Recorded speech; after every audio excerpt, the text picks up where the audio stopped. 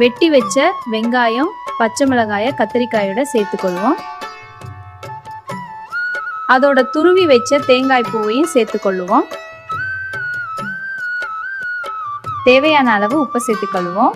சிறிதளவு மிளகு தூளையும் இதோட சேர்த்து நல்லா கையால் பிசைய வேண்டும்.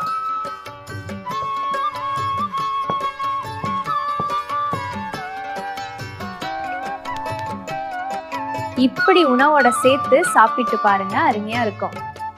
இப்படி ஈஸியா சாப்பாடு செய்து சாப்பிட ஈஸி ஃபுட் சேனலை சப்ஸ்கிரைப் பண்ணுங்க. பாய்.